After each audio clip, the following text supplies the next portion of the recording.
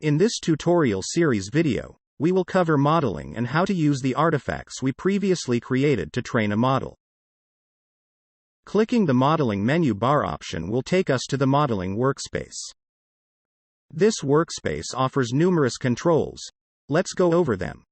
In the upper left, there are 3 tabs along the right edge of the modeling panel: Models, VDSs, and Assets, which is inactive by default.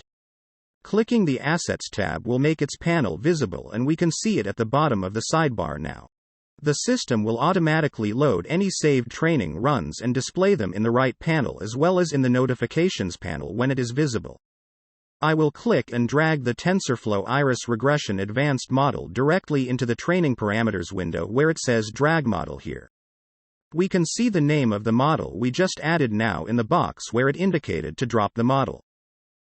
If we decide that we no longer want to do model training on that regression set, we only need to drag and drop another model into the location we did with the last, and it will replace that model with the new one. Removing a model is just as easy. Click and drag the panel displaying the model name and release it outside the training window.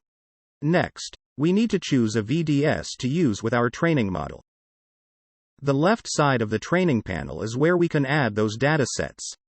Dragging and dropping directly to the large VDS icon in the middle of the window will set the chosen VDS.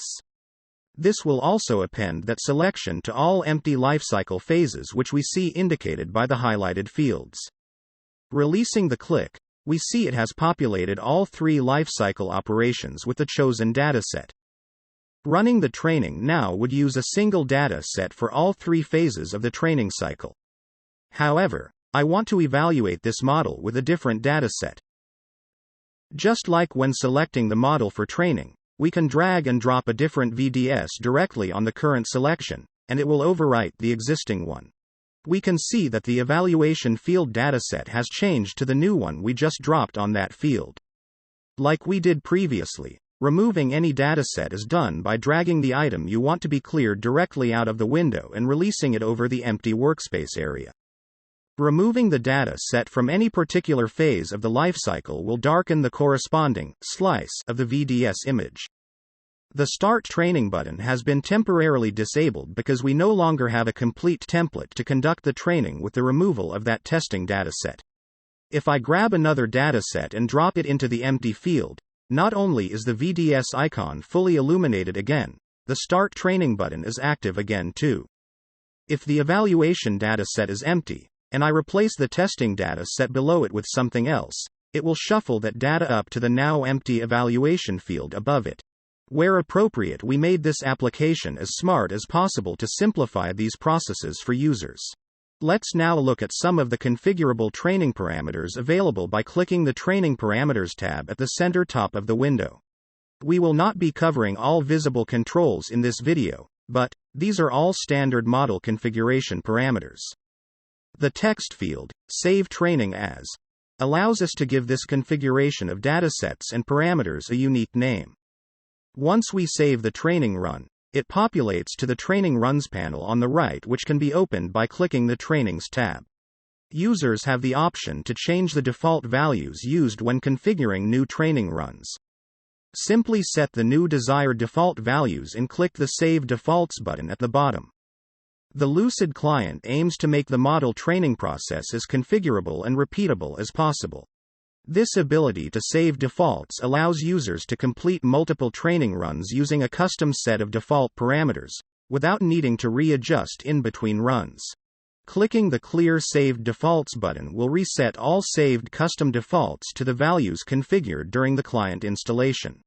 I will minimize the Training Parameters panel so we can look at the Training Runs panel.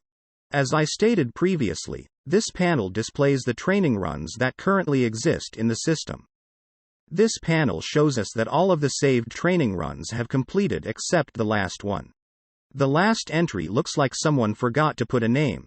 It likely failed on some parameters. Opening one of the saved runs, we see the name of the selected model, TensorFlow Iris Regression Advanced. We can see that the model ran for about 3 hours and 15 minutes on September 15. Since this training run is complete, what we can do with this is click the Start Train button. Clicking that button will open the training configuration window, but this time it will be pre-populated with all of the models, VDSs, and configured parameters from this complete run. Now we can execute the same training run without having to configure the parameters ourselves manually. Suppose this run did not produce the desired results. Now, we can easily tweak those settings and rerun the training. I would like to shift focus back to the Saved Training Runs panel again because there are two more controls I would like to cover within it. The Delete Training Run button, which will do just that. It will delete the saved training run. And the Download Model Artifacts button, which will download all associated training artifacts for that saved training run. This concludes the Lucd client data merging tutorial video. Thank you, and don't forget to like, subscribe, and hit the bell to be notified when new content is available.